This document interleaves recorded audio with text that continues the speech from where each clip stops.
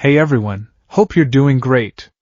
Welcome back to my channel. In today's video, we'll dive into what if Deku lived in a zombie apocalypse. Smash that subscribe button, and be sure to peek at the description below.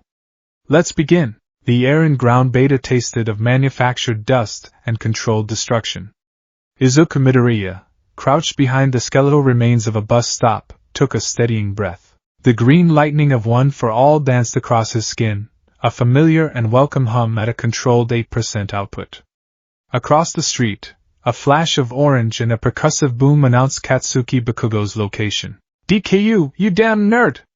Stop hiding and fight me!" The voice was pure gravel and rage, echoing off the concrete canyons of the training facility. "It's a capture the flag exercise, Kaken!" Izuku muttered to himself, his mind racing through tactical possibilities. Stealth is a valid strategy. He was teamed with Tsuyu Ajiri and Minoru Mineta against Bakugo, Eijiro Kirishima, and Hanta Siro. Their flag, a vibrant yellow banner, was perched atop a 5-story building 3 blocks away. The opposing team's flag was somewhere in the industrial district to his left. Standard stuff. The kind of training exercise that had become the rhythm of his new life at UA High School. It was a life he'd dreamed of, a life of pushing limits, of learning to be a hero. "Midoriya, I've got eyes on Siro." Tsuyu's voice crackled through his earpiece, calm and collected as ever. "He's setting up tape traps on the main thoroughfare. Kero. Bakugo is sweeping the west side. No sign of Kirishima. That means Kirishima is guarding their flag," Izuku deduced. "Okay, Tsu, can you and Mineta create a diversion on the east side? Draw Siro out. I'm going to try a direct vertical approach on the west. Kaken won't expect me to run towards him." A brief silence then. "It's risky. But I trust you. Be careful." The plan was simple, reckless, and entirely dependent on his own rapidly improving mobility. He loved it. Taking another deep breath, he channeled One for All into his legs and shot forward, a green blur hugging the shadowed sides of buildings. He was faster now, more precise. The days of shattering his own bones with every move were fading into a painful memory. All Might's guidance and his own obsessive analysis were paying off. He felt strong. He felt like a hero in training. He rounded a corner, preparing to leap to a nearby fire escape, when a new sound cut through the air. It wasn't one of Bakugo's explosions or Siro's tape dispensers. It was a siren, not the clean, rehearsed wail of the training facility's alarms, but the discordant, city-wide emergency broadcast. It was a sound reserved for catastrophic villain attacks or natural disasters, the simulated battleground to a halt. In the distance, Izuku saw Bakugo freeze mid-stride, his head cocked towards the sky. The siren was joined by others, a chorus of panic from the real city just beyond UA's walls. "What the hell is that?" Bakugo's voice, stripped of its usual bluster, came through the open comms channel. Aizawa's tired, authoritative voice cut in instantly. "Exercise terminated. All students, return to the main prep building. Immediately." That is not a drill. There was no argument. The tone in their teacher's voice was enough to chill them to the bone. Izuku met up with Tsuyu and Mineta, their faces etched with a confusion that mirrored his own. Even Bakugo joined them without a single insult, his crimson eyes scanning the distant skyline over the UA boundary walls. Plumes of black smoke were beginning to stain the afternoon sky. They jogged back in silence, the sense of dread growing with every step. The prep building was abuzz with a nervous energy. Class 1B was already there, their own exercise abandoned. Everyone was gravitating towards the large monitors in the common area, which were usually tuned to hero news networks. What they saw made the blood run cold. It wasn't a villain attack. There was no giant monster, no charismatic leader monologuing to the cameras. The news was a chaotic patchwork of shaky helicopter footage and terrified reporters on the ground. The scenes were ones of pandemonium. Mobs of people, not organized, not chanting, just swarming.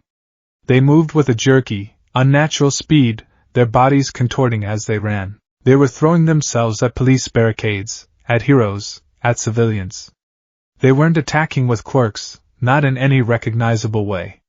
They were attacking with their teeth and nails. "What is this?" Some kind of mass hysteria quirk?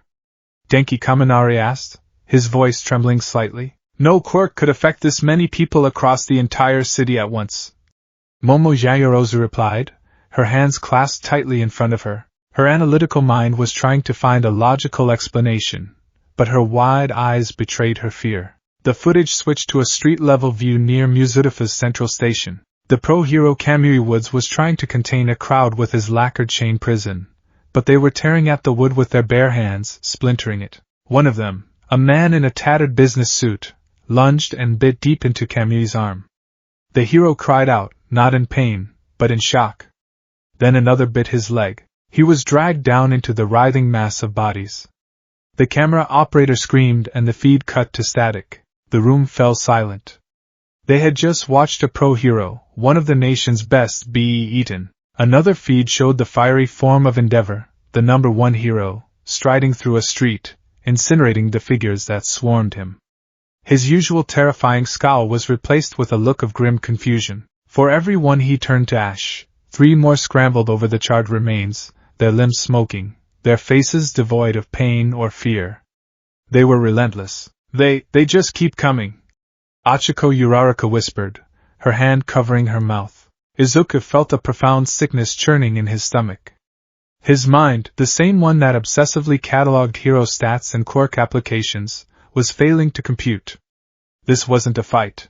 A fight had objectives, tactics. This was a plague. Then they saw him. The symbol of their generation, the man who had inspired Izuku his whole life. All Might. He was in his muscle form, standing before a hospital entrance, a wall of pure presence. He wasn't smiling.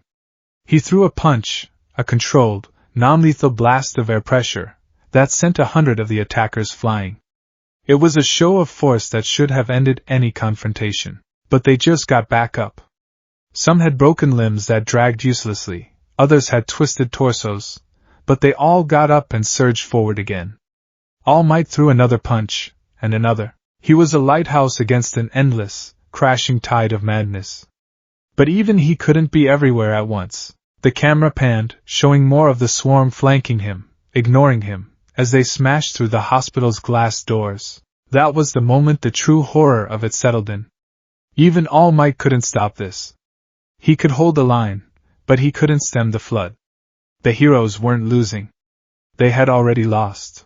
The systems of society were collapsing in real time on live television. A hand landed on Izuku's shoulder. He jumped, spinning around to see the haggard face of All Might himself, in his skeletal form. He hadn't even noticed him enter the room. Behind him stood a grim-faced Aizawa, his capture weapon draped loosely around his neck. He's on TV, Izuku began, pointing a shaky finger at the screen where his mentor was still fighting. A pre-recorded message to quell panic. All Might said, his voice a low, somber rumble. I can't be out there. Not for long. The real me is here. The admission hung in the air, a confession of his own powerlessness. He looked from the screen to the faces of his students, his protégés. The look in his eyes was one of profound sorrow and fear. Everyone, listen up! Aizawa's voice cut through the terrified murmurs. He was the anchor in their storm of panic. Principal Niza has initiated a Level 5 emergency protocol. UA is now entering a full lockdown. Our objective is to move from this building to the UA Central Tower. It is the most secure structure on campus and has subterranean shelters and long-term supply caches. The journey is approximately 1 kilometer across open grounds. We will move as a group. You will follow my instructions without question. This is no longer a training exercise. This is survival. The word hung in the air, ugly and final. Survival. What about our families? Someone cried out from the back. Aizawa's expression didn't change, but a flicker of something, regret perhaps, crossed his eyes. We have no way of reaching them. Our priority right now is to secure the students entrusted to our care. We move in 5 minutes. Gear up if you need to, but travel light. We move fast. The students scrambled, a mess of organized panic. Izuku ran with Tenya Ida and Achiko Uraraka to the locker rooms. He didn't change out of his battered gym uniform, but he did strap on his iron-soled shoes and gauntlets. They felt heavier than they ever had before. Ida, are you alright? Uraraka asked, her voice laced with concern. Ida was staring at his phone, his face pale. A notification showed a dozen missed calls from his family, from his brother Tensei. My brother! Ingenium, he was assigned to the city center evacuation zone, Ida said, his voice robotic. He looked up from the phone, his eyes unfocused. I must uphold his heroic spirit. I will ensure the safety of my classmates. He was trying to channel his fear into duty, into the rigid order he understood. Izuka placed a hand on his friend's shoulder. We'll get through this, Ida. Together, they regrouped in the main hall. Aizawa stood at the door, flanked by President Mike and Cementos. All Might was there, too, looking smaller and more fragile than ever. Class 1A, you're on point with me, Aizawa commanded. 1B, you follow behind with Cementos. All Might, you and Mike are on rear guard. We don't stop for anything. If someone falls, we help them up and keep moving. We do not engage unless absolutely necessary.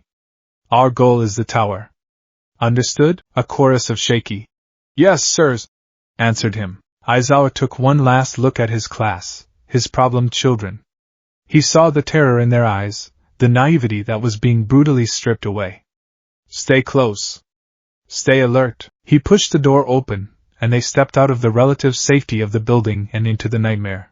The campus was a scene of surreal horror. It wasn't overrun yet, but the signs of infiltration were everywhere. A car was crashed against a tree, its door hanging open. Papers were strewn across the manicured lawns. And then they saw them. The first one was a janitor Izuku recognized, a kindly old man who always had a smile for the students. He was shambling near the support course building, his head lolling at an unnatural angle, a dark stain spreading across his uniform. He turned as they approached, his eyes milky and vacant. A low, guttural moan escaped his throat as he lurched towards them. Don't engage! Aizawa barked, his capture weapon shooting out and wrapping around the figure, immobilizing it. Keep moving! They ran, a tight formation of terrified teenagers and determined teachers. The sounds of the city were louder now, the sirens, the distant screams, the unending, low moan of the infected that seemed to be coming from everywhere at once. More figures were appearing at the edges of the campus, crawling over low walls or emerging from administrative buildings. They were slow, but there were so many. They were halfway to the tower, sprinting across the vast central plaza, when the first real attack came. A group of a dozen infected, students by the look of their uniforms, burst from the side of the library. They were faster than the janitor, more agile. Contact! Aizawa yelled. Kirishima, Bakugo, front line! Create a path, finally! Bakugo roared, his fear momentarily eclipsed by a savage need to act. He thrust his palms forward, unleashing a deafening AP shot. The focused blast tore through the first two infected, sending pieces of them flying. It wasn't clean. It wasn't heroic. It was messy and gruesome, and the sickening smell of burnt flesh filled the air. Bakugo's face was a mask of shock and disgust, but he fired again. Kirishima hardened his body, charging forward like a battering ram. Get behind me! He shouted, shoving one of the infected aside. It stumbled, but its head snapped back towards him, its jaw snapping inches from his face. He felt its teeth scrape against his rock-hard skin, and a primal fear shot through him. They weren't trying to hurt him. They were trying to eat him. The formation broke. It was chaos. Todoroki sent a wave of ice forward, encasing the legs of several attackers, trapping them. Kaminari let loose an indiscriminate discharge, and the infected figures convulsed and smoked, but didn't fall. They just kept crawling. Izuki used full cowling to weave through the fight, his mind a frantic mess. Analyze. They're slow, uncoordinated, but single-minded. No reaction to pain. Direct trauma to the head seems most effective based on Kaken's blast, but his thoughts were cut short by a scream. Help! He spun around. It was Uraraka. She had used her quirk to make a chunk of broken statuary weightless, swinging it to knock down two of the infected. But in doing so, she had backed herself into a corner against the plaza's large fountain. 3 more were closing in, their arms outstretched, their moans growing louder. Her face was ashen with terror. She was a capable fighter, but she was cornered, and the things advancing on her weren't villains she could reason with or knock out. Time seemed to slow down. He saw Aizawa tangled up with two others, his quirk useless against these mindless things. He saw Ida trying to pull Kendo from one bee out of the path of another. No one else could get to her in time. Something inside Izuku snapped. It wasn't a hero's decision. It wasn't a tactical analysis. It was a raw, primal instinct. Save her. He poured more power into his legs, more than the 8% he was used to. The green lightning flared, and he crossed the 50 feet between them in a single, ground-tearing leap. He landed between Uraraka and the infected, his back to her. One of them, a girl who couldn't have been much older than him, lunged. Her face was a mess of blood and vacant hunger. Izuku didn't think. He reacted. He pulled his right arm back, channeling the raw, untamed energy of one for all into his fist. Smash! The word was a guttural roar, torn from his throat. His fist connected with the infected girl's head. The impact was nothing like hitting a robot or a punching bag. It was wet, sickening. There was a crunch of bone and a spray of dark fluid. The infected girl's body was thrown backward, ragdolling through the other two and slamming into the fountain with enough force to crack the marble. A profound, ringing silence filled Izuku's ears. He stared at his fist, half expecting his arm to be a shattered purple mess. But it wasn't. It ached, a deep, throbbing pain that signaled he'd pushed his limits, but it was whole. He had controlled the 8% output, even in a moment of pure panic. He looked down at the result of his punch. The thing on the ground was no longer moving. It was just a broken heap. He felt a wave of nausea so powerful he thought he would be sick. He had just killed someone. Or something. He didn't know. Deku! Uraraka's voice was a small, shaky whisper behind him. He turned, the desperate look in his eyes meeting her terrified one. Are you okay? He asked, his own voice hoarse. She just nodded, unable to speak. Midoriya! Aizawa's voice shocked him back to reality. Move! The path was clearer now, thanks to the brutal actions of the vanguard. They broke into a desperate sprint again, the central tower looming before them, a promise of sanctuary. The last 100 meters were a blur of screaming, of ice walls, and concussive explosions. Izuku ran, his mind numb, the gruesome impact on his fist replaying over and over again. He could see the tower's main entrance now. A set of colossal, 30-foot-high gates made of layered steel and titanium. Standing before them was the small, furry figure of Principal Nizu, along with a handful of other teachers, Power Loader, Midnight, and a grim-looking hound dog. Hurry! Everyone inside! Nizu's voice, amplified by the tower's PA system, was a beacon of calm in the madness. Students poured through the gap, stumbling, crying, helping their injured friends. Izuku saw Yaoyorozu creating field bandages for a student with a nasty gash on their arm. He saw Tokoyami using dark shadow to push stragglers forward. They were all terrified, but they were all helping. They were all being heroes, even as the world of heroes died around them. Izuku and Uraraka were among the last of the student group to get through. He turned back, his heart pounding. Aizawa and the other teachers were just behind, fighting a desperate rearguard action to ensure every last student was safe. All Might was there, his fists clenched, but he looked exhausted, the steam already beginning to rise from his body. Get them all through! Aizawa yelled, kicking an infected back before erasing the quirk of another that was spitting acid. Finally, the last teacher, Present Mike, scrambled through the gate. That's everyone, Nizu!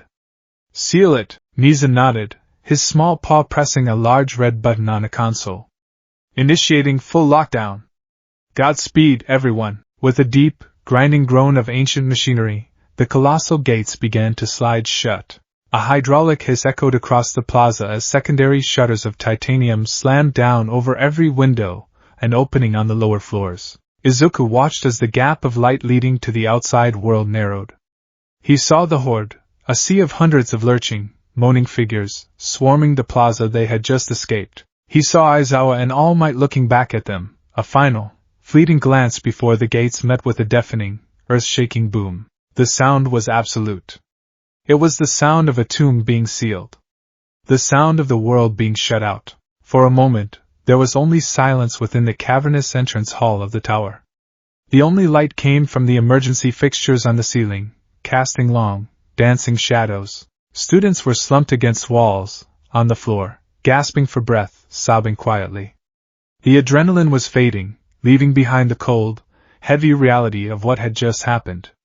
They were alive. They were trapped. Izuku's legs felt weak. He leaned against the cool metal of the sealed gate, the vibrations of its locking mechanism still humming through the floor.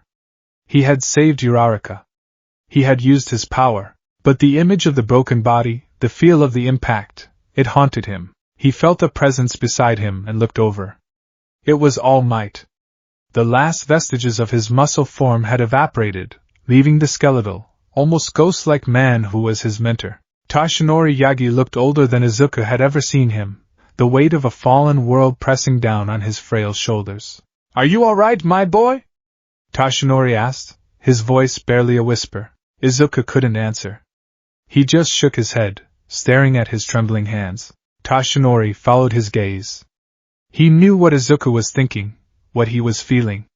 He led him away from the crowd, towards one of the reinforced observation windows on an upper floor. Nizu had disabled the shutters on the top floors, believing a view was crucial for morale and strategic planning. They rode an elevator in silence and stepped out onto a balcony designed for observing campus-wide exercises. But they weren't looking at the campus. They were looking beyond the walls. The sight stole the breath from Izuku's lungs. The city was on fire. From this vantage point, they could see for miles. Columns of black smoke rose from a dozen different districts. The sky, which should have been a brilliant orange and purple with the setting sun, was choked with a hazy, gray shroud. The constant, unified scream of sirens had been replaced by a more terrifying sound, a low, ambient roar. The collective, unending moan of millions of infected, punctuated by the distant sounds of gunfire and explosions that were growing distressingly infrequent. And down below, pressed against the eerie walls, was the horde. It was a living carpet of twitching, grasping bodies. Thousands upon thousands of them, drawn to the noise and life within the last bastion of safety. They clawed uselessly at the unbreakable walls, a tide of death lapping at the shores of their island of survival. Izuku felt tears welling in his eyes. His mother. Inko. Was she out there? Was she safe? The thought was an agony so sharp it made him gasp. All his friends, their families, all the pro-heroes he admired, gone. Everything he had ever known, everything he had worked towards, was burning on the horizon. I failed. Izuku whispered, the tears finally breaking free and tracing paths down his dusty cheeks. The world needed a symbol of peace. It needed you. And now, Toshinori placed a heavy, bony hand on his successor's shoulder. His eyes, usually so full of booming life, were filled with a profound, weary sadness. But beneath it, a spark of resolve still flickered. "The world as we knew it is gone, Izuku," he said, his voice quiet but firm, forcing Izuku to meet his gaze. "The age of smiling heroes who could punch away every problem, it ended today. The world doesn't need a symbol of peace anymore. It can't afford one." He squeezed Izuku's shoulder, his grip surprisingly strong. "This is a different kind of fight, my boy. A grim, desperate war for tomorrow. What the world needs now, what these children behind us need, is something else. They need a shield to stand behind. A beacon in the unending dark. The world needs a symbol of hope now more than ever." Izuku stared into his mentor's eyes, seeing the torch not being passed, but forged anew in the fires of this apocalypse. He looked from All Might's face back to the burning city, to the endless sea of monsters below. The grief was still there, a cold, hard stone in his gut. The fear was a tremor in his bones, but something else was stirring within him, fanned by All Might's words. A fierce, defiant spark. He thought of Uraraka's terrified face. He thought of Ida's stoic grief, of Bakugo's terrified rage. He thought of the other students, his friends, his family now, huddled in the dark below. They were all looking for a light. Slowly, deliberately, Izuku raised his right hand. He clenched it into a fist. The familiar green lightning of One for All, the power meant to save people with a smile, crackled to life around his knuckles. It wasn't the wild, uncontrolled energy of his early days, nor the precise, practiced hum of training. It was different. It was cold, steady, and resolute, a single, defiant light against the encroaching darkness. He was no longer just a hero in training. He was a defender. And this was his watch. The world beyond the wall was dead. 3 months of watching it had done little to dull the stark reality of that fact. From his perch atop UA's perimeter wall, Izuku Midoriya had a god's-eye view of the apocalypse. The pre-dawn light, thin and gray, filtered through a perpetual haze of stagnant smoke, illuminating a landscape of silent monuments to a buried civilization. Cars littered the streets like metal carcasses, some scorched, others pristine but for the layer of dust. The manicured lawns of the suburbs just beyond the campus border were overgrown, nature's first slow, creeping attempt to reclaim its territory from the dead. And then there were the bodies. The first 50 meters out from the wall was a cleared buffer zone, a grim no-man's land testament to months of brutal, painstaking work.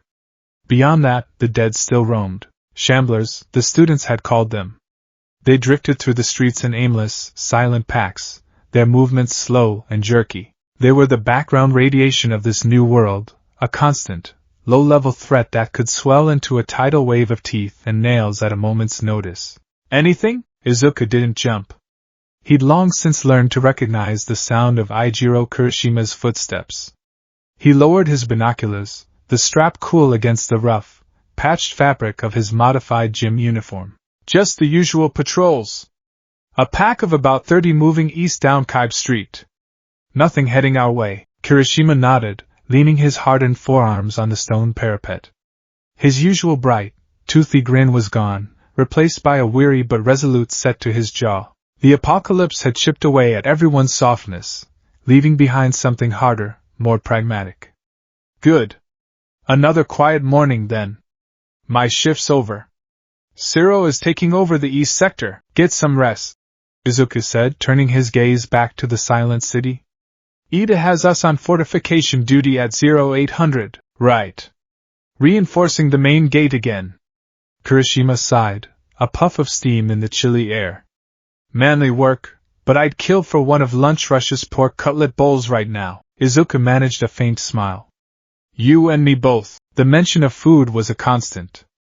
Rations were bland, monotonous, and strictly controlled. High-energy protein bars, canned vegetables, and powdered supplements. They were fuel, nothing more. The memory of real food, of his mother's katsudon, was a phantom limb. A pleasure so vivid and so impossibly distant it was almost painful to recall. Kirishima clapped him on the shoulder, a solid, reassuring gesture. See you at the gate, man. As Kirishima's footsteps receded, Izuku was left alone again with the silence and the dead. This was his life now. Patrols, fortification duty, ration meals, and the constant, crushing weight of responsibility. In the 3 months since the fall, Yue High School had transformed. It was no longer a school. It was a fortress. A sanctuary? They called it the Bastion. Life within its walls had settled into a grim, efficient rhythm. The chain of command born from the chaos of that first day had solidified. Principal Nizu, with his hyper-intelligent mind, was their undisputed strategic leader.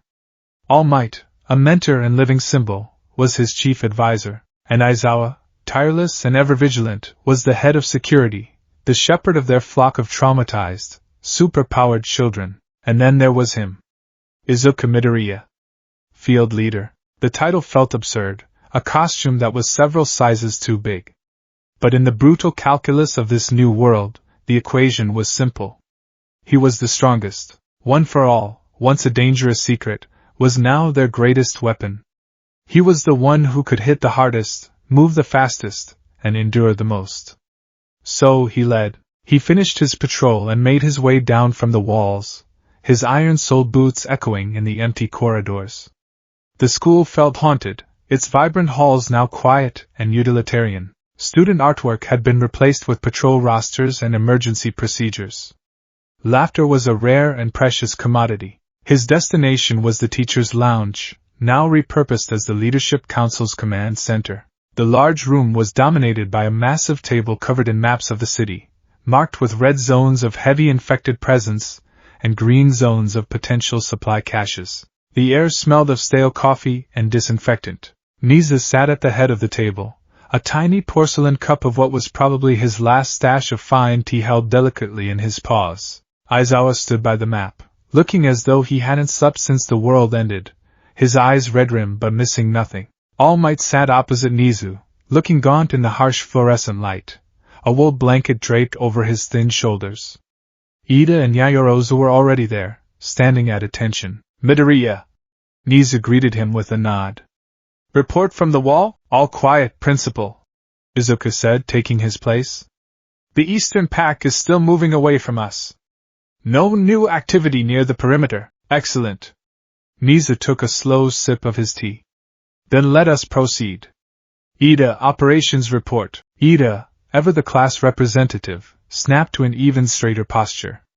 The crisis had stripped away his youthful exuberance, forging his dedication into a core of pure steel. Patrol schedules are holding, sir. The night shift reported a minor structural groan in the Sector Gamma wall. Todoroki is reinforcing it with an ice buttress as we speak. Power consumption is stable. Kaminari has successfully rerouted the secondary generator to the infirmary and Hatsume's workshop, prioritizing essential services. He was crisp, efficient, a pillar of order in a world of chaos. And supplies, Yayorozu? Niza asked, his gaze shifting. Momo looked tired. There were dark circles under her eyes, and her hands were fidgeting with the hem of her shirt. As the head of supply creation, the burden of their survival rested heavily on her shoulders. Her quirk was a miracle, but it was not infinite. The pantry is at 40% capacity for non-perishables, sir, she said, her voice strained. We can sustain current ration levels for another 6 weeks. The real issue is my quirk. My lipid reserves are critically low. I can continue to create small items, bandages, ammunition, simple tools.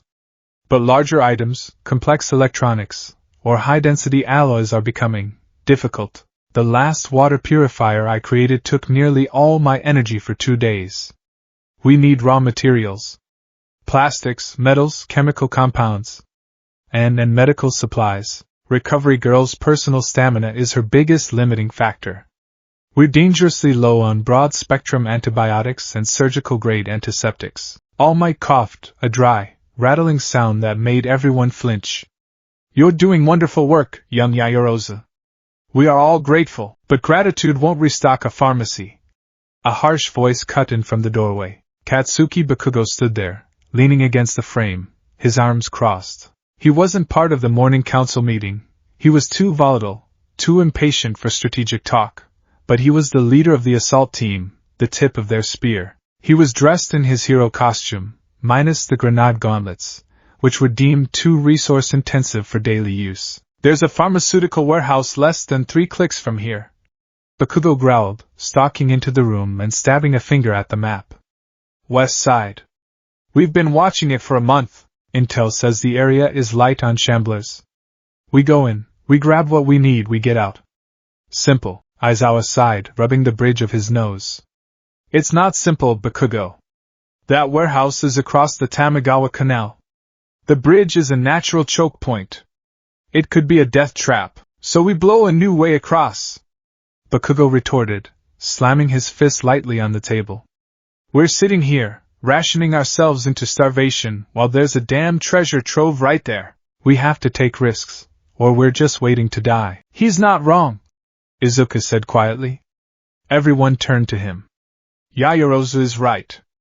We need those supplies. Recovery Girl can't keep us patched up forever, and my arms can't take much more of the strain without proper healing. A prolonged siege, another major breach, we wouldn't last. I'll lead the run. There it was. The moment the field leader was called upon. He saw the conflict in All Might's eyes, the pride in his courage, and the fear for his safety. Niza steepled his paws. Your analysis is sound, Midoriya. As is yours, Bakugo, despite your lack of tact. The risk is significant, but the potential reward is now a necessity. He looked around the table. A small, fast team is optimal. Midoriya, you will lead. Choose your squad. Izuku's mind raced. He needed power, utility, and defense. Bakugo, he said, looking at his rival. For all his aggression, there was no one better for clearing a path. Bakugo just grunted, a flicker of something, not respect, but acknowledgement, in his eyes. Todoroki, Izuku continued. His ice and fire provide unparalleled environmental control, Kirishima. His hardening is the best mobile defense we have, and Uraraka. Her zero gravity is invaluable for moving heavy supplies quickly and silently. Niza nodded. A well-balanced team. Prepare yourselves.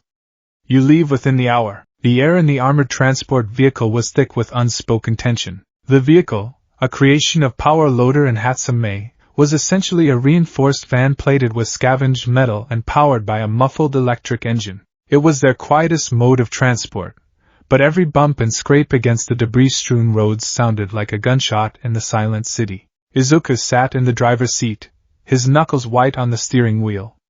Bakugo was beside him, staring out the reinforced slit of a window, his expression grim. In the back, Todoroki sat in his usual stoic silence, a thin layer of frost unconsciously forming on the wall beside him. Kirishima was checking the comms system, while Uraraka triple-checked the straps on the empty supply crates. Comms check. Kirishima's voice was a welcome break in the silence. Todoroki, check. Uraraka, check. Bakugo. A grunt. Midoriya, check. Izuku said. We're 200 meters from the bridge. Going dark from here. He killed the engine and the headlights. The rest of the way would be on foot. They disembarked, the sounds of their boots crunching on broken glass feeling deafeningly loud. The city was eerie, not just quiet, but still. A tomb. The wind whistling through shattered skyscrapers was the only sound. The Tamagawa Canal Bridge was a wide, four-lane structure of steel and concrete. As Aizawa had predicted, it was a choke point. Dozens of cars were piled up, creating a maze-like barricade. I see 3 shamblers on the bridge itself, Izuku whispered, looking through his binoculars. Another 5 on the far side. We stick to the north walkway. Keep low and quiet, no quirks unless it's an emergency. We can handle this number with melee. They moved like ghosts, weaving between the derelict cars. Izuku led the way, a reinforced pipe held tightly in his grip. The first shambler, a woman in a jogging outfit, turned as they approached, its jaw hanging slack.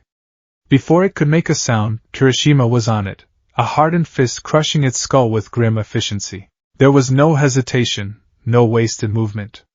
They had all done this more times than they could count. They cleared the bridge with silent, brutal precision.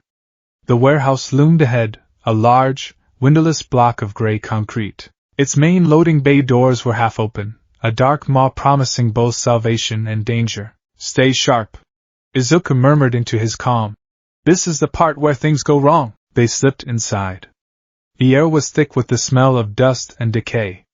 Sunlight streamed in through a few grimy skylights, illuminating floating motes of dust and casting long, ominous shadows. The warehouse was vast, rows upon rows of towering shelves disappearing into the gloom. Okay, Izuku said, his voice low. Uraraka, Kirishima, you start loading crates with anything on these manifests. He handed her a list Yayorozu had prepared. Antibiotics, painkillers, saline, coagulants, top priority. Bakugo, you and I will scout the inner offices. Todoroki, you're on overwatch. Freeze the door if anything tries to get in or out. Todoroki nodded, and a wave of ice instantly sealed the lower half of the loading bay door, leaving just enough room for them to slip out later. It was a simple, effective move that gave them a measure of security. Izuku and Bakugo moved deeper into the warehouse, their flashlights cutting through the darkness. The silence was unnerving. This is too easy, Bakugo muttered, his hand resting near the pin of one of his smaller, backup gauntlets. I don't like it. Me neither, Izuku agreed. His danger sense, a strange, intuitive part of One for All, was tingling. Not a full-blown alarm, but a low, persistent hum of wrongness. They found the pharmacy storage section. It was a jackpot. Shelves were lined with boxes of exactly what they needed. Uraraka and Kirishima worked quickly, their movements practiced. Uraraka would tap a heavy box, making it weightless, and Kirishima would guide it effortlessly to their collection point near the door. They had filled 4 large crates when the sound started. It wasn't a moan. It was a deep, resonant thump. It came from the far side of the warehouse, followed by the screech of tortured metal. Thump. The ground vibrated slightly. What was that? Uraraka whispered, freezing in place. Thump. This time it was closer. A massive shelving unit, 20 feet tall and loaded with dusty pallets, wobbled violently. Everyone, back to the door! Now! Izuku yelled, abandoning all pretense of stealth. A deafening crash ripped through the air as the shelving unit toppled over, sending a cascade of boxes and debris raining down. And from the darkness behind it, a figure emerged. It was immense. Where shamblers were withered and gaunt, this thing was grotesquely swollen. It had to be at least 8 feet tall, its body a misshapen mass of tumorous muscle that strained against the tattered remains of a hero costume Izuku vaguely recognized. One arm was a club of solid bone and sinew, the other was normal-sized but ended in ragged claws. Its head was fused to its shoulders, and its jaw was unhinged, filled with shattered teeth. A low, bestial growl rumbled in its chest. It was a brute. The terrifying result of a strength-enhancing quirk hypermutated by the virus. Holy! Kirishima breathed, his eyes wide. The brute's milky eyes fixed on them, and it let out a roar that shook the very foundations of the building. It charged. It was impossibly fast for its size, a living battering ram of flesh and bone. Scatter! Bakugo screamed, shoving Uraraka out of the way. He aimed his palm and let loose a powerful explosion. The blast hit the brute square in the chest, engulfing it in fire and smoke. For a moment, they thought it was over. But the brute stumbled out of the fireball, its skin blackened and sizzling, but otherwise unharmed. It didn't even seem to notice. The explosion had only made it angry. It's not working! Bakugo roared in disbelief. Todoroki reacted instantly. Heaven-piercing ice wall! A mountain of jagged ice erupted from the floor, soaring towards the ceiling, intending to block the brute's path. But the creature didn't stop. It slammed into the ice wall with the force of a freight train. The massive structure groaned, cracked, and then shattered into a million pieces. The brute was through. It swiped its massive arm, and Kirishima, in his unbreakable form, raised his arms to block. The impact sent him flying across the room, his hardened form scraping against the concrete floor with a sound like grinding stones. He was dazed but alive. Anyone else would have been pulp. This thing was on another level. It was a walking natural disaster. We can't fight it. We have to run! Uraraka cried out, her face pale with terror. We can't outrun it! Izuku countered, his mind racing, cycling through 1,000 useless plans. We need to slow it down! Aim for the legs! Todoroki sent sheets of ice across the floor, trying to freeze its feet, but the brute simply smashed through them. Bakugo unleashed a volley of AP shots, aiming for its eyes and joints, but the creature was a whirlwind of destructive motion, and his focused blasts mostly hit its torso, doing nothing. They were being herded, pushed back towards the single exit. The brute was between them and the supply crates. Their mission was a failure. Now it was just about getting out alive. Deku! On your left! Izuku spun just in time to see a handful of shamblers, drawn by the noise, crawling from behind some shelves. He dispatched them with a few swift, brutal kicks, the feedback from the impacts barely registering over the adrenaline pounding in his ears. The chaos gave the brute an opening. It ignored the others and charged straight at the biggest source of noise, Bakugo. Kaken, move! Izuku screamed. Bakugo was in the middle of reloading his smaller gauntlets, a process that took precious seconds. He looked up, his eyes widening as the monster bore down on him. There was no time to dodge. He braced himself, a curse on his lips. The brute swung its massive club-like arm. This wouldn't be like the blow Kirishima took. This would be fatal. Time slowed to a crawl, just as it had with Uraraka at the fountain. He saw Bakugo's defiant, terrified face. He saw the glee on no one's face, for the monster had no expression but hunger. He saw the lives of his friends hanging by a single, fraying thread. His 8% wasn't enough. His fists, his legs, his pipes, they were pebbles against a mountain. A memory surfaced. All Might's words from long ago. You have a heart of a hero, but you are a leaky vessel. You must learn to control the output, to choose how much power to release. He had been working on it. pushing from 8% to 10%, then to 15% in short bursts during training. He never attempted more. The pain was too great, the risk of permanent damage too high. Recovery Girl's warnings echoed in his head. But Bakugo was about to die. There was no choice. Forgive me, All Might, he thought. Izuku planted his feet, the concrete cracking under the sudden pressure. He dug deep, past the familiar hum of 8%, past the stinging burn of 15%. He reached for the roaring, torrential power at the heart of One for All, the legacy of 8 heroes burning within him. Green lightning erupted from his body, no longer a gentle dance but a raging storm. The air crackled with ozone. One for All. 30%! He screamed, the power surging through his arm, feeling like it was tearing his muscles from his bones. He launched himself forward, a green comet of pure force. Detroit! Smash! His fist connected with the brute's side. The sound was not an impact. It was an explosion.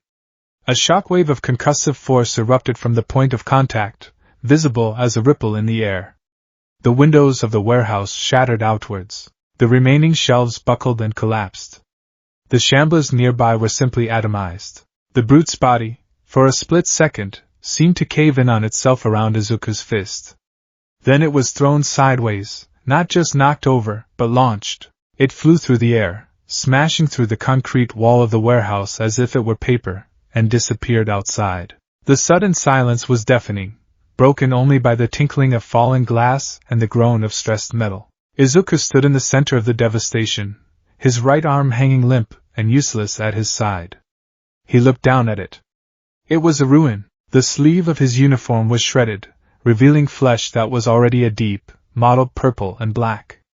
The bones were bent at an angle that was sickeningly wrong. A pain so white-hot and absolute shot up his arm that his vision blurred, and he fell to his knees, gasping. Deku! Uraraka was the first to reach him, her hands hovering over his ruined arm, afraid to touch it. Tears were streaming down her face. Did I get it? He gritted out, his teeth clenched against the agony. Kirishima, recovered from his earlier hit, peered through the new, gaping hole in the wall. Yeah, he said, his voice full of awe and horror. You got it. There's not much left. Bakugo staggered to his feet, staring at Izuku, then at the hole in the wall, then back at Izuku. His face was a complex mask of shock, fury, and something else Izuku had never seen there before, a deep, unnerving silence. He didn't say a word. We have to go, Todoroki said, his voice cutting through the haze. He was already by the crates. More will be coming. The mission was a failure, but their lives were not. Kirishima and Uraraka helped Izuku to his feet, his useless arm cradled against his chest. Every jostle sent a fresh wave of nausea and pain through him. With a final, regretful look at the precious medical supplies they were leaving behind, they fled the warehouse and began the agonizingly slow journey back to the bastion. The infirmary was stark white and smelled of antiseptic. Recovery Girl, Chio Shizenji, clicked her tongue as she examined Izuku's arm. Her usual playful grumpiness was gone, replaced by a deep, weary concern. 30%, you foolish boy? She chided, her voice gentle despite the words. You know what this kind of power does to a body that isn't ready. Your humerus is fractured in 3 places, your radius is practically powder, and you have severe tearing in every muscle from your shoulder to your fingertips. Izuku lay on the cot, his face pale and slick with sweat. He stared at the ceiling, trying to disconnect from the throbbing agony in his limb. I didn't have a choice. There is always a choice. She sighed. But I suppose I am glad you made this one. She leaned forward, her lips planting a soft kiss on his forehead. Her quirk activated. A warmth spread from the point of contact, but it was a sluggish, tired energy. It fought against the immense trauma in his arm, knitting bone and sinew back together at a glacial pace. The process drew heavily on his own stamina, and he felt a profound, bone-deep exhaustion wash over him. It was 10 times worse than when she healed his 8% injuries. After a few minutes, she pulled back, panting slightly. That's all I can do for now, she said, wiping her brow. My own energy is not what it once was, and you have precious little to spare. The bones are set, but the muscle and nerve damage will take time. days, maybe a week of rest and repeated treatments. And we don't have the painkillers to make it a comfortable week. She wrapped his arm in a thick cast made of material Yayorosa had created, a poor substitute for a proper medical one. As she left to tend to Kirishima's bruised ribs, Izuku was left alone in the quiet of the infirmary. The door creaked open. He expected Uraraka or Ida, but it was Bakugo. He stood in the doorway, his hands shoved in his pockets, refusing to look directly at Izuku. The mission was a failure, Bakugo said, his voice low and raspy. We lost the supplies because you hesitated. Izuku flinched, but said nothing. It was easier to take the blame than to argue. But Bakugo's gaze finally flickered towards him, meeting his for a fraction of a second before looking away again. You saved my damn life. So, don't do it again, you hear me? Don't cripple yourself for a worthless piece of crap like me. He turned and left without another word, leaving Izuku alone with the echoing silence. Later, as the exhaustion began to pull him under, All Might came to visit. He didn't speak. He just pulled a chair up beside the cot and sat, a silent, skeletal vigil in the dim light. His presence was a comfort, but also a heavy weight. Izuku stared at his bandaged arm, a useless, throbbing appendage. He was their shield, their sword, their ultimate weapon. But the weapon was fragile. Today, he had saved 5 people at the cost of crippling himself. What would happen when he needed to save 500? Or 5,000? The pressure was immense, a physical weight on his chest that had nothing to do with his injuries. He was the field leader. He was the symbol of hope. But as he drifted off into a restless, pain-filled sleep, Izuku Midoriya felt, for the first time since the fall, utterly and terrifyingly breakable. The pain was a living thing. It resided in Izuku's right arm, a malevolent tenant that sent searing bolts of agony up to his shoulder with every careless movement. For 3 days he had been confined to the infirmary, a prisoner in a white, sterile room that smelled of his own failure. The heavy cast, a lumpy, off-white creation from Yayorosa's quirk, felt like a shackle, a constant, physical reminder of the price of his power. Recovery Girl's treatments were slow and draining. Each session left him feeling hollowed out, as if his very life force was being siphoned to mend the shattered bones and torn muscles. He spent the long hours staring at the acoustic tile ceiling, replaying the disastrous supply run in his mind. He saw the brute's monstrous form, felt the sickening crunch of its body against his fist, and tasted the coppery tang of adrenaline and regret. He had won the fight, but he felt like he had lost the war. The door creaked open, and Achiko Uraraka peeked in, a tray in her hands. She gave him a small, hesitant smile. Hey, Deku. Brought you your rations. Thought you might want some company. Thanks, Uraraka, he said, pushing himself up with his good arm. The simple movement sent a jolt of pain through his casted limb, and he winced. She set the tray down on the bedside table, a protein bar and a cup of lukewarm water. Her expression was full of sympathy. How's the arm? It's there, he grunted, a poor attempt at a joke. Mostly just reminds me that I'm useless for a week. Don't say that, she said, her voice uncharacteristically sharp. She sat in the chair beside his bed, her hands twisting in her lap. Everyone's talking about what you did. You saved us. You saved Kaken. No one else could have stopped that thing. You're a hero, Deku. Her words, meant to comfort, only twisted the knife of his guilt. A hero who broke himself and came back with nothing. We needed those supplies, Uraraka. Yayorosa is pushing herself to the brink. Recovery Girl is exhausted. I traded my arm for nothing but 5 lives that wouldn't have been in danger if I'd been a better leader. That's not true. It was a calculated risk. We all knew the dangers, she insisted, but Izuku just shook his head, looking away. The mood in the bastion had shifted after their return. The initial awe at his display of power had quickly given way to a more somber reality. Their strongest weapon was temporarily broken, and their supply situation was now more critical than ever. The failure had poured cold water on their fragile morale, and a new tension was simmering just beneath the surface of their orderly, fortified lives. He would feel the full heat of that tension the next morning. His arm, while still aching, was stable enough for him to be discharged from the infirmary, albeit with strict orders not to engage in any physical activity. He made his way to the command center for the daily leadership meeting, his useless arm cradled in a sling. The atmosphere in the room was frosty. Bakugo was already there, pacing like a caged wolf, his crimson eyes flashing with impatience. He'd barely spoken to anyone since the incident, least of all Izuku. "This is insane!" Bakugo's voice exploded the moment Izuku stepped through the door, not even giving him a chance to sit. He jabbed a finger not at Izuku, but at Aizawa. "We're doubling patrols, reinforcing walls that are already indestructible? We're turtling up." That thing at the warehouse was a wake-up call. There are more of them out there, stronger ones. Hiding behind these walls is just waiting for a bigger monster to come along and knock them down. "And what is your alternative, Bakugo?" Aizawa asked, his voice dangerously calm. "Another reckless charge that nearly gets your entire team killed? My alternative is to stop playing defense." Bakugo shot back, slamming a hand on the map cover table. "We know where the dead are thickest. We know their patterns. We should be going out there every day, not for supplies, but for extermination. We create a bigger buffer zone. We take back the city, block by block. We cauterize the damn wound instead of just putting a bandage on it." "That's a suicide mission," Ida interjected, his voice rigid.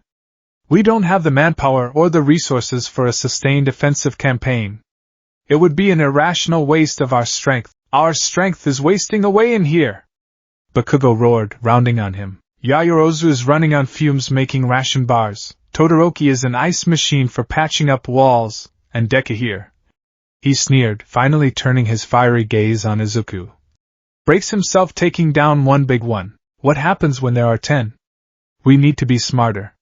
Hit them hard, hit them fast, and secure territory so we have room to breathe." Izuku felt a surge of anger. "And what about the cost, Kaken? My arm will heal.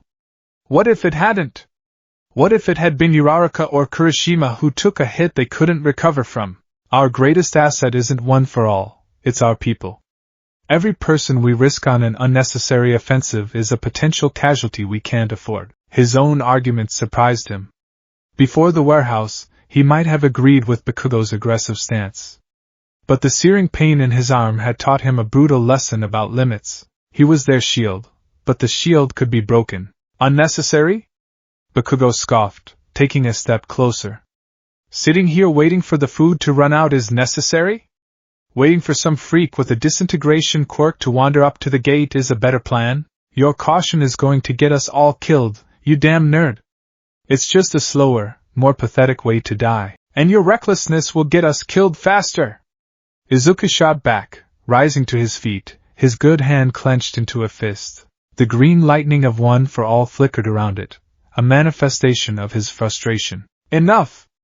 All Might's voice, though weak, cut through the argument with the authority of a thunderclap. Both boys fell silent, turning to face their mentor. The symbol of peace looked frail, his frame shrinking in on itself, but his eyes burned with disappointment. "This is not a schoolyard rivalry anymore," he said, his voice heavy with sorrow. "It is a debate of strategy with every life in this fortress at stake. Both of you have valid points. Young Bakugo, your desire for proactive measures is born from strength and a refusal to be a victim. And young Midoriya, your newfound caution is born from the wisdom of painful experience. Neither of you is entirely right, and neither is entirely wrong." Nizu, who had been observing the entire exchange with unsettling calm, finally spoke. "The fact remains, our current model is unsustainable. Passivity is a losing strategy, but a full-scale offensive is beyond our means." He looked from Izuku to Bakugo, his beady eyes sharp and analytical. "The core of our problem is information. We are operating in a vacuum. We know nothing of the world beyond what our patrols can see." As if on cue, the door to the command center burst open.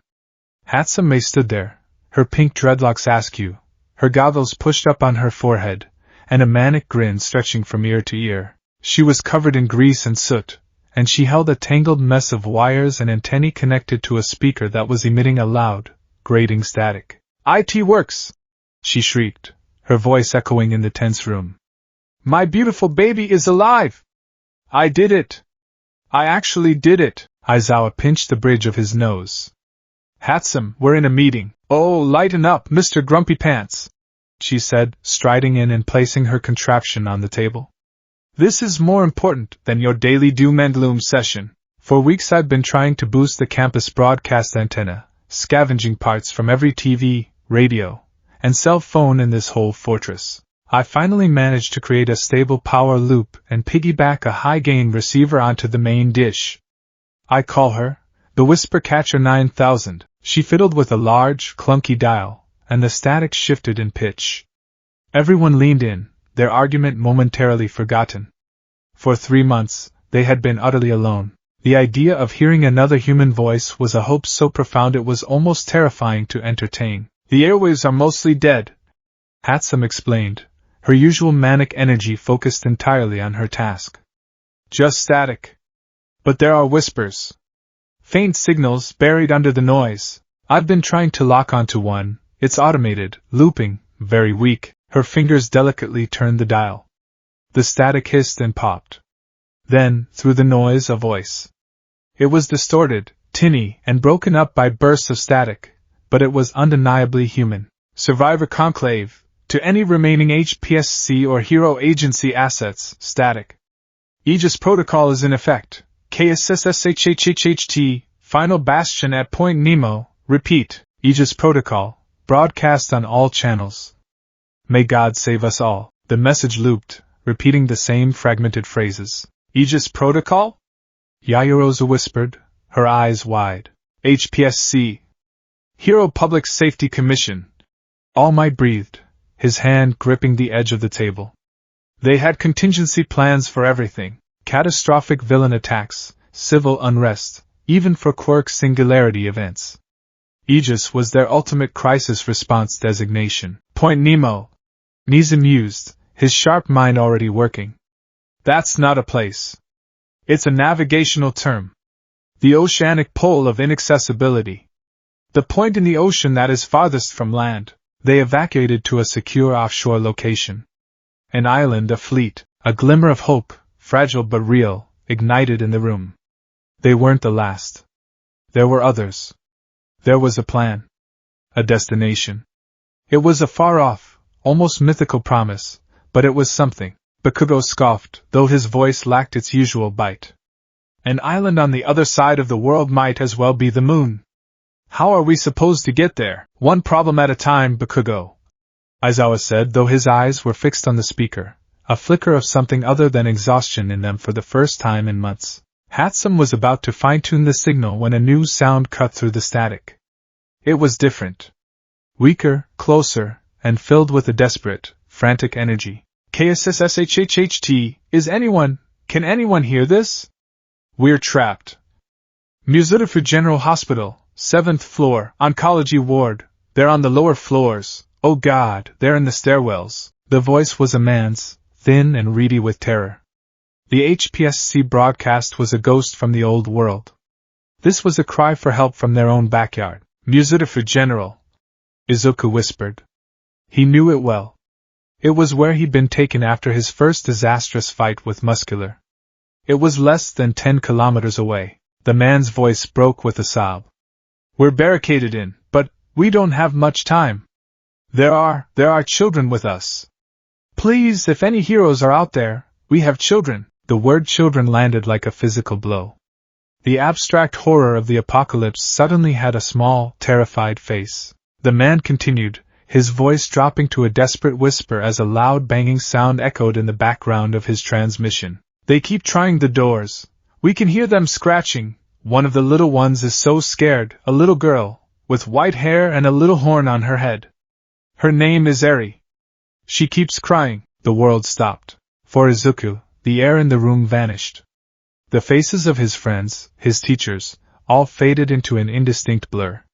The only thing in the universe was that name, Eri. A flood of memories, sharp and agonizing, crashed over him. A terrified little girl in a dark alley, her arms wrapped in bandages. Her trembling voice asking for help. And him, letting her go, walking away as she disappeared back into the darkness with Kai Chisaki. It was his greatest failure, a sin of inaction that had haunted his dreams long before the world had ended. He had eventually saved her, yes, but he had failed her first. The guilt was a scar on his soul, and now she was out there. Trapped. In a hospital full of monsters. Waiting for a hero who might never come. The man's voice was lost to a final, desperate scream and a crash, and then the signal died, replaced by the empty hiss of static. The command center was silent. The weight of the man's final moments pressed down on them. Aizawa had his head bowed, his fists clenched. Yaoyorozu was openly crying, her hands covering her mouth. Even Bakugo's aggressive posture had dissolved, leaving him standing rigid, his face a pale, grim mask. "It's too dangerous," Aizawa said finally, his voice thick with regret. "A hospital is a death trap. It'll be filled with infected, both patients and staff. We don't know the numbers or the layout. A rescue mission would be..." He trailed off, unable to say the word impossible. "He is logically correct," Niza said, his ears drooping slightly. "The risk to our own people, to the integrity of the bastion, it is unacceptably high. We cannot save everyone." All Might looked at Izuku, his expression one of pure agony. He knew what this meant to his successor. He knew about Eri. Izuku felt a strange calm settle over him. It was a cold, clear, absolute certainty that cut through the pain in his arm and the fog of his fear. The debate, the strategy, the risk analysis, it was all just noise. None of it mattered. He looked up, and his gaze swept over the council. He saw their logic, their reason, their fear. And he rejected it. "No," he said. His voice was quiet, but it carried an authority that silenced the room. He pushed himself away from the table, standing tall despite the sling that held his broken arm. The green lightning of One for All began to flicker around his good hand, not with anger, but with a cold, focused intensity. He looked directly at Aizawa, then at Niza. "We're going to get them." It wasn't a suggestion. It wasn't a plea. It was a statement of unbreakable fact. A declaration of intent that reshaped the reality of the room. Aizawa opened his mouth to protest, to argue the logic, the sheer irrationality of it, but he stopped. He saw the look in Midoriya's eyes. It was the same look he'd seen in the boy's face at the USJ, during the fight with Stain, at the Kamino ward. It was the look of a true hero who had drawn a line in the sand, a point beyond which he would not retreat, no matter the cost. It was a look that defied logic. "Midoriya, my boy, be reasonable." All Might started, taking a step forward. "Your arm." "My arm doesn't matter," Izuku said, his voice flat and hard. "She is out there. A child. That child. I failed her once. I let her go because I was scared and weak." His gaze flickered to Bakugo. "You talk about taking the fight to them? About not being victims? This is it. This is the fight that matters. Not for territory, not for supplies. For a life, for the soul of what we're trying to preserve here." He turned back to the silent council, his green eyes burning with a righteous fire that seemed to push back the shadows in the room. "I don't care if I have to go alone. I don't care if I have to crawl there. But I am not leaving her in that place to die. We are still heroes. It's time we remembered what that means." Silence. Bakugo stared at him, his mouth slightly agape. The usual insults, the angry retorts, they all died on his lips. He saw not the sniveling, crying Deku of his childhood, but a figure of terrifying, absolute resolve. He saw the same unwavering stubbornness that had driven the quirkless Wonder to run towards the sludge villain when all the pro-heroes had stood frozen. And in that moment, he felt not rivalry, but a grudging, infuriating flicker of awe. Nizu, the master strategist, tilted his head. He saw the tactical nightmare, the logistical impossibility. But he also saw the shift in the room. He saw a leader, forged in fire and failure, making a stand not on strategy, but on principle. And he, more than anyone, understood the power of such a thing. A symbol could be more potent than any weapon. "Your conviction is formidable, Midoriya," Niza said slowly, his sharp eyes calculating. "Such an action could rally our people, or shatter them if it fails." "It won't fail," Izuku said, the certainty in his voice leaving no room for doubt. He looked around at his friends, his teachers, his family. "I'm going. Who's coming with me?" The question hung in the air, a challenge and an invitation. The whispers on the wire had faded, replaced by the silent, thundering beat of a hero's heart. The choice had been made. The rescue of Eri was no longer a mission. It was a crusade. And Izuku Midoriya, broken arm and all, would be its leader. The decision, once made, settled over the command center with the weight of a death sentence, or a prayer. Izuku's declaration had shattered the tense stalemate, and in its wake, a frantic, focused energy took hold. There was no more argument. The mission was happening. Principal Nizu, ever the pragmatist, immediately shifted from cautionary advisor to mission coordinator. If we are to attempt this volley, he stated, climbing onto the table to better see the sprawling city map, it will be done with every possible advantage. His tiny paw tapped the location of Muzurifu General. The structure is a vertical maze. The lower floors will be the most densely populated with infected. The survivors are on the 7th floor, oncology. That gives you a clear objective, but a difficult path. A head-on assault is out of the question. You will need stealth, speed, and overwhelming force held in reserve for a single, decisive moment. Aizawa, his face a mask of grim acceptance, stepped forward. The team composition is critical. It must be small enough to remain unseen, but powerful enough to handle unknown threats. He looked at Izuku, his gaze lingering on the boy's casted arm. Midoriya, you are the leader, but you are also compromised. You are the brain of this operation, not the brawn. Do you understand? Izuku nodded, the cold certainty from moments before solidifying into a sharp, tactical focus. Yes, sir, Bakugo, Aizawa continued, turning to the explosive teen. You are the decisive moment. Your power is too loud, too destructive for stealth. You will be a weapon of last resort. You will hold your fire unless Midoriya gives the order. No exceptions. Bakugo's jaw tightened, a low growl rumbling in his chest, but he didn't argue. He looked at Izuku, a silent, grudging acknowledgement passing between them. He understood his role, the bomb that could either clear the path or bring the whole building down on their heads. Todoroki, Nizu took over. Your environmental control will be key. Ice for barriers, for silence. Fire for light and, if necessary, for sterilization of a breach. You are the battlefield architect, Uraraka, Aizawa added. Your role is rescue. You will be responsible for the civilians. Moving them quickly and silently is your top priority. Your quirk is our best tool for a clean extraction. And one more. Izuku spoke up, his voice firm. We need a scout. Someone who can move silently, assess vertical threats, and operate in tight spaces. We need Ajiri. Tsuyu Ajiri, who had been listening from the back of the room, stepped forward without hesitation. Her large, dark eyes were steady. I can do that. Kero, the team was set. The best of Class 1 as Vanguard, a scalpel designed for a high-stakes surgical strike into the heart of a nightmare. They geared up in silence in the cavernous motor pool.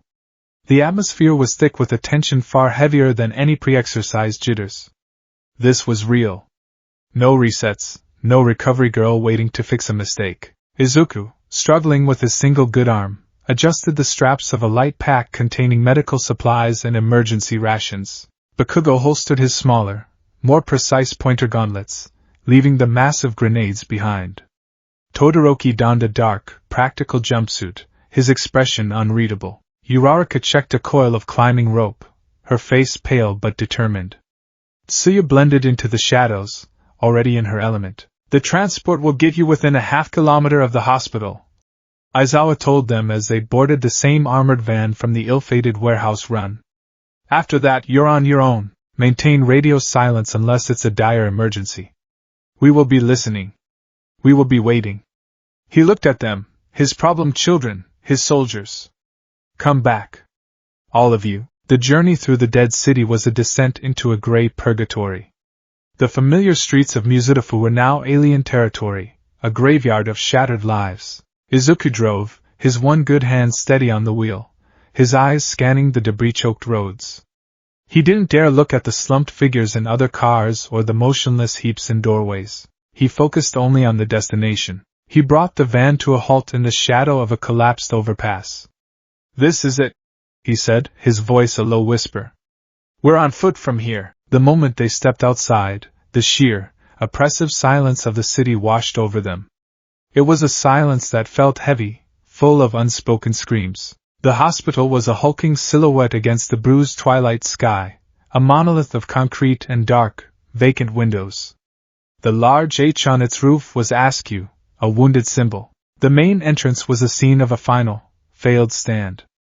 Ambulances were crashed together, forming a makeshift barricade that had long since been breached. The ground was littered with spent shell casings and the tattered remains of police and hero uniforms, tangled with the dried, dark stains of a one-sided battle. Through the emergency entrance, Tsuyu croaked softly, pointing with a webbed finger towards a less conspicuous side door.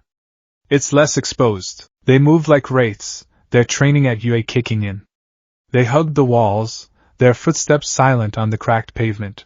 Bakugo, to Izuku's surprise, was the most disciplined, his usual explosive energy coiled into a tight, simmering ball of pure focus. The emergency room doors were shattered. They slipped inside, into the belly of the beast. The air inside was stale and cold, thick with the cloying, metallic scent of old blood and the sharp, chemical smell of antiseptic. The power was out, plunging the corridors into a deep, claustrophobic darkness, broken only by the narrow beams of their tactical flashlights. Their lights danced across overturned gurneys, scattered medical charts, and the occasional, motionless form of a shambler, slumped in a waiting room chair or lying prone in a hallway. They were like sleeping crocodiles, harmless until disturbed. 7th floor. Izuku whispered into his calm, the sound unnaturally loud in the silence. We take the service stairs. Less likely to be obstructed. They moved through the ground floor, a slow, nerve-wracking process of stepping over bodies and debris. Every creak of the floorboards, every rustle of their gear, felt like a shout. They passed the darkened nurse's station, a half-eaten apple left rotting on a desk beside a framed photo of a smiling family. The quiet mundanity of it was more horrifying than any monster. They found the stairwell. The door was slightly ajar. Izuku pushed it open with his foot, his flashlight beam cutting into the concrete shaft. It was dark, empty, and echoed with the faint, rhythmic drip, drip, drip of water from somewhere above. "Tsu, you're up," Izuku murmured. Tsuyu nodded, and with a soft thwip, her long, sticky tongue shot out, adhering to the ceiling of the landing above. She scaled the wall with silent, frog-like grace, her dark green costume making her nearly invisible. A moment later, her voice came through their earpieces, a soft croak. "First floor landing is clear." Kero. One by one, they followed, taking the stairs 2 at a time, their movements swift and silent. They bypassed the 2nd and 3rd floors, the silence of the stairwell their only companion. It was too easy. The knot of dread in Izuku's stomach tightened. As they reached the 4th floor landing, Tsuyu, who was still in the lead, suddenly froze. She flattened herself against the wall, holding up a single, webbed hand. "Wait!" she whispered, her voice tight. Izuku and the others stopped instantly, their bodies tensing. He strained his ears, hearing nothing but the dripping water. "What is it?" Todoroki breathed. "Movement," Tsuyu replied. "Above us." On the ceiling, Izuku's blood ran cold. He motioned for everyone to douse their lights. They were plunged into absolute blackness, their senses screaming. He could hear his own heart hammering against his ribs. A sound broke the silence. A soft, wet, scraping noise. It was coming from directly above them, on the ceiling of the 5th floor landing. It was followed by a low, chittering click, like an insect. Scrape. Click. Scrape. Something was crawling up there. Izuku held his breath. He risked a quick flicker of his light, pointing it upwards for less than a second. The beam caught a glimpse of a silhouette, long, unnaturally thin limbs, a hunched-over torso, and a head that twitched at a spasmodic, inhuman angle. It was clinging to the concrete ceiling like a spider, a stalker. Before he could process the image, the creature let out a high-pitched, piercing shriek. It dropped from the ceiling, landing on the stairs between them and the 5th floor with a sickening, wet crunch of bone. It wasn't a fall, it was a pounce. It crouched there, its body a nightmare of twisted anatomy, its head snapping from side to side. Its eyes glowed with a faint, phosphorescent light in the darkness. Then it moved. It wasn't the slow shamble of the common infected. It was a blur of motion, a jittery, lightning-fast scramble. It shot up the wall, its claws finding purchase in the concrete, and scurried along it towards them. Contact! Izuku yelled, the plan for stealth shattered. Bakugo reacted on pure instinct. Die! He roared, his palm flashing. A small, contained explosion erupted from his gauntlet. It wasn't his usual city block leveling blast, but a focused concussive force. The stalker was too fast. It dodged the blast with an unnatural contortion, the force grazing its side but not stopping it. The explosion, however, echoed through the stairwell like a cannon shot, a dinner bell for every infected thing in the hospital. The stalker leaped from the wall, aiming for Uraraka. Ice wall! Todoroki commanded. A thick sheet of ice shot up from the stairs, intercepting the creature midair. The stalker slammed into it, its claws scraping uselessly against the frozen surface. It was trapped, but only for a moment. It began hammering at the ice with terrifying speed. It's too fast! Uraraka cried out. Its joints! Aim for the joints! Izuku directed, his mind racing. His broken arm throbbed, a useless weight. He felt a surge of frustrating helplessness. Tsuyu's tongue shot out, wrapping around the stalker's ankle. She pulled, trying to yank it off the wall, but the creature's grip was too strong. The stalker twisted its head 180 degrees, its glowing eyes fixing on her, and let out another shriek. More shrieks answered it from the floors below. They're coming! Kirishima yelled from the rear, having joined them after his initial post. But they weren't Kirishima. He wasn't on this mission. Izuku blinked. No, he was thinking of the warehouse. He pushed the intrusive thought away. The team was him, Bakugo, Todoroki, Uraraka, and Tsuyu. Bakugo snarled, correcting his aim. He fired another, more precise blast, this one catching the stalker's leg. The limb exploded in a spray of black ichor, and the creature fell, screeching, to the landing below. Before it could recover, Todoroki sent a spear of ice through its head, silencing it for good. We have to move, now! Izuku ordered, his voice ringing with authority. That noise will draw every shambler in a 10-block radius. Tsu, how far to the 7th floor? 2 more flights. Kero, go! They scrambled up the stairs, the groans and moans of the awakened horde rising from below. They burst through the 5th floor door into a maternity ward. The pastel pink and blue walls were splattered with dark stains. Empty cradles were overturned.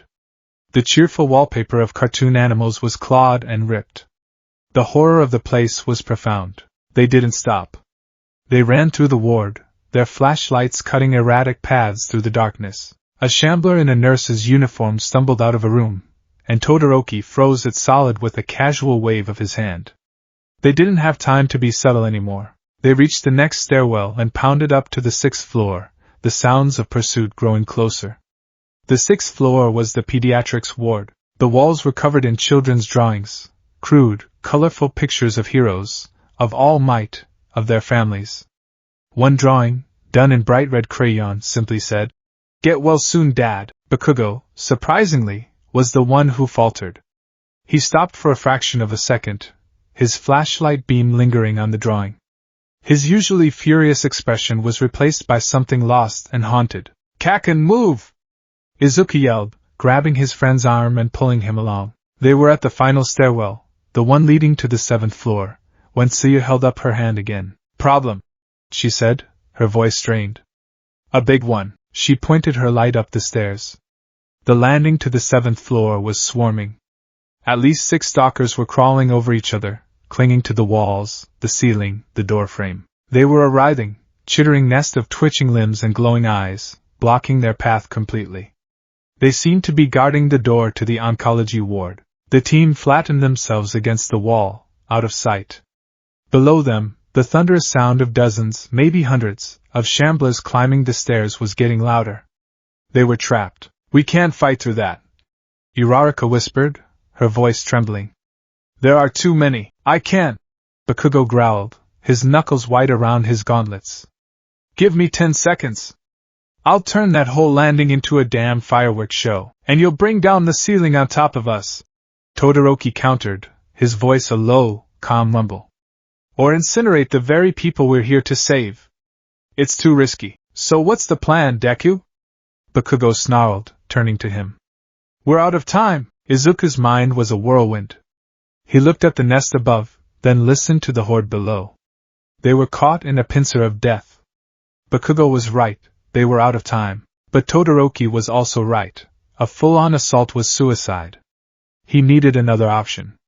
A third way. Create a loud diversion that will draw a horde, sacrificing their element of stealth but clearing a path, or fight their way through a nest of stalkers. The choice crystallized in his mind.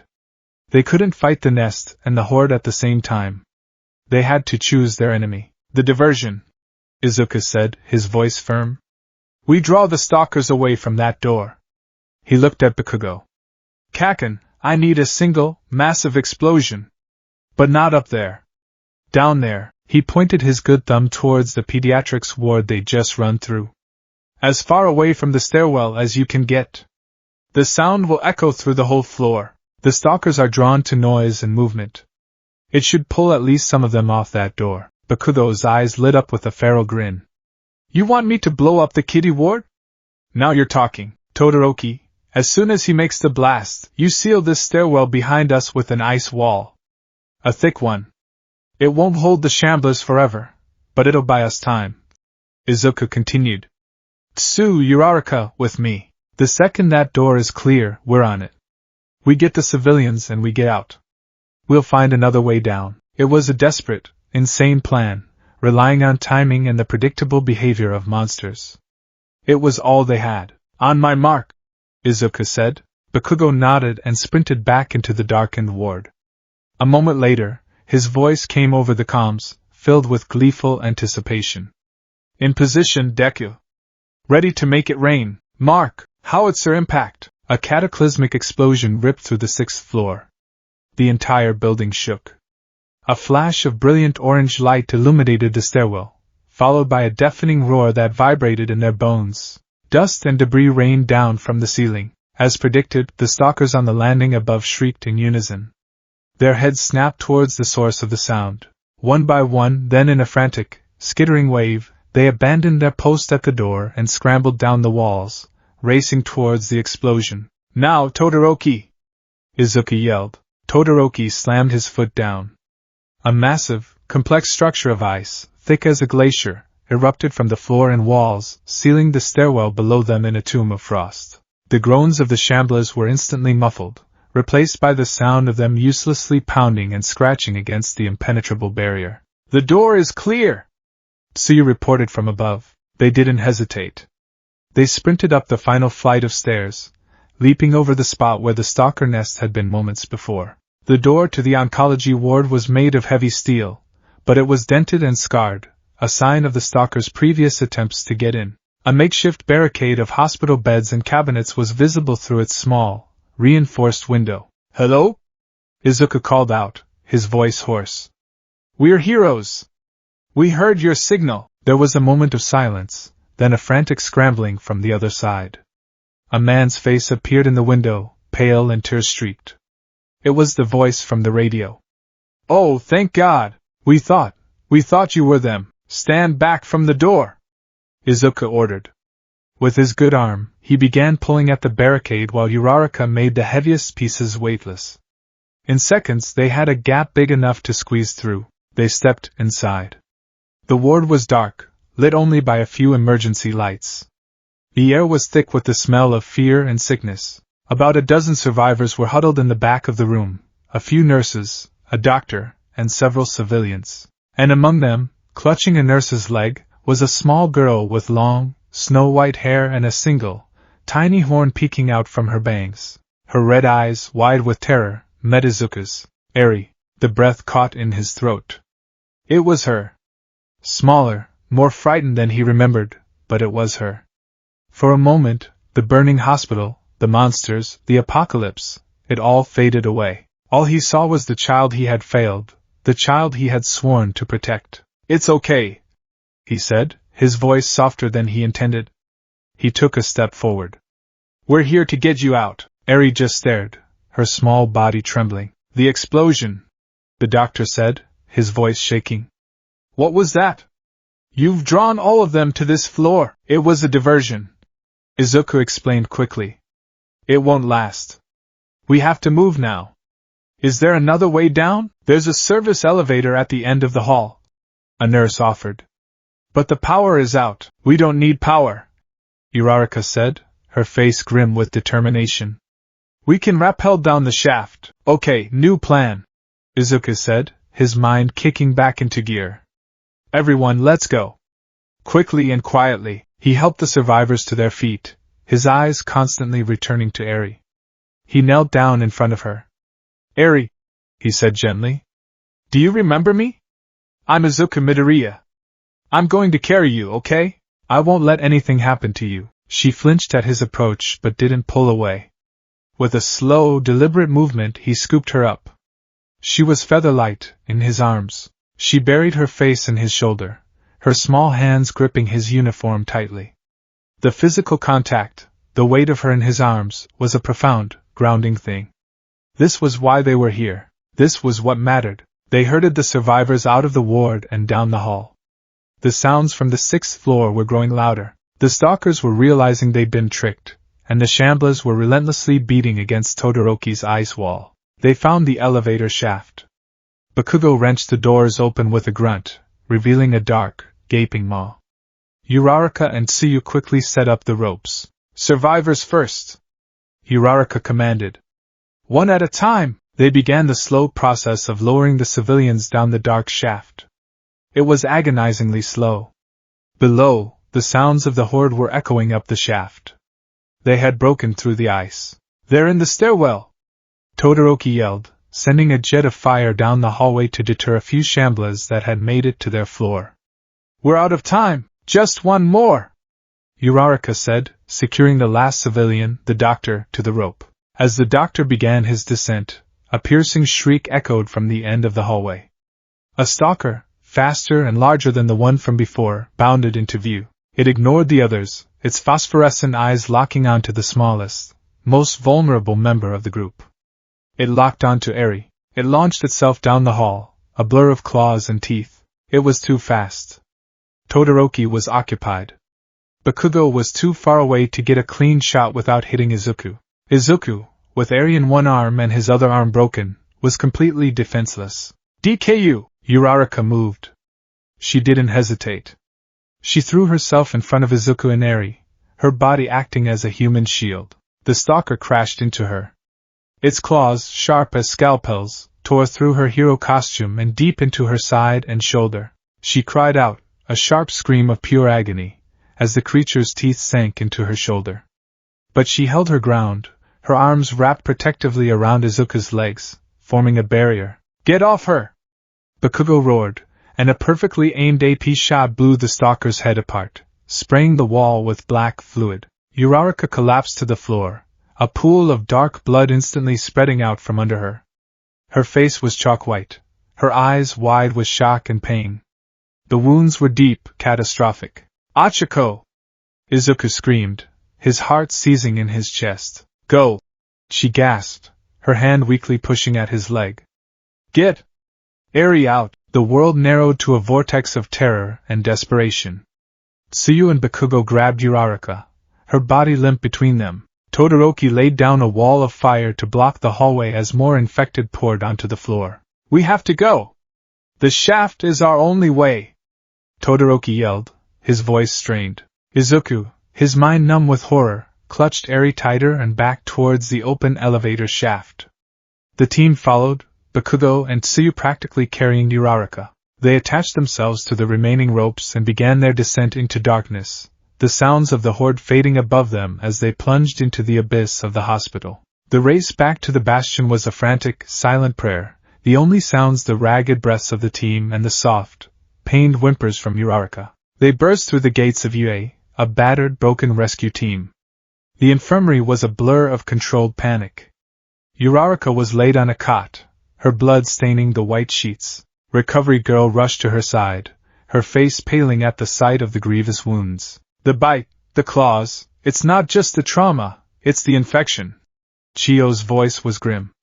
She placed a kiss on Uraraka's forehead, the familiar glow of her quirk surrounded her. But it was weak, struggling against the sheer severity of the damage. The tissue is necrotic. My quirk. It can't fight the infection and heal the wounds at the same time. I can't save her. The words fell like stones into a bottomless well. Izuku stood frozen, Eri still clinging to him. He looked at Uraraka's pale, still face, at the dark, ugly wounds that refused to close. He had saved Eri, but he had lost Ochako. The trade was an unbearable agony. He had failed. Again, tears streamed down his face. Bakugo stood by the door, his head bowed, his fists clenched so tight his knuckles were white. Todoroki and Tsuyu just watched, their faces masks of helpless grief. Eri, sensing the overwhelming despair in the room, the source of Izuku's silent, shaking sobs, looked up from his shoulder. Her big, red eyes fixed on Uraraka on the bed. She saw the ugly wounds, the blood, the pain on everyone's faces. She saw the girl who had shielded her. She squirmed in Izuku's arms, reaching a small, hesitant hand out towards the cot. She got hurt for me? She whispered, her voice trembling. Before anyone could react, she leaned forward, her small fingers brushing against the edge of Uraraka's blood-soaked wound. The moment she made contact, it began. A brilliant, golden light erupted from the tiny horn on her forehead. It wasn't a flicker, it was a blinding, pure radiance that filled the entire infirmary, pushing back the shadows. A soft, humming sound vibrated in the air. Everyone stared, stunned into silence. On the cot, the impossible happened. The mangled flesh of Uraraka's shoulder and side began to reverse. The dark, necrotic tissue brightened, turning pink, then healthy. The deep, gaping claw marks knitted themselves shut, the torn muscle weaving back together, as if in a time-lapsed film played backwards. The skin smoothed over, leaving not even a scar. The bloodstains on the sheets were the only evidence a wound had ever been there. In a matter of seconds it was over. The golden light faded, and Eri's horn returned to its normal, pale color. She looked exhausted, swaying slightly in Izuku's arms. Uraraka's eyes fluttered open. She took a deep, shuddering breath, her chest rising and falling evenly. Color returned to her cheeks. She looked down at her side, then at her shoulder, her expression one of utter, bewildered disbelief. She was whole. She was healed. The room was utterly silent. Recovery Girl stood frozen, her mouth agape. Bakugo's head snapped up, his eyes wide with shock. Todoroki and Tsuyu exchanged a look of pure, unadulterated awe. Izuku looked down at the small, tired girl in his arms, then at his perfectly healthy friend on the bed. He looked at the living, breathing miracle he held. The whispers on the wire had led them to a hospital of horrors. But they had walked out with more than just survivors. They had walked out with a cure. They had walked out with hope. And in that moment, Izuku Midoriya understood that the world had just changed forever.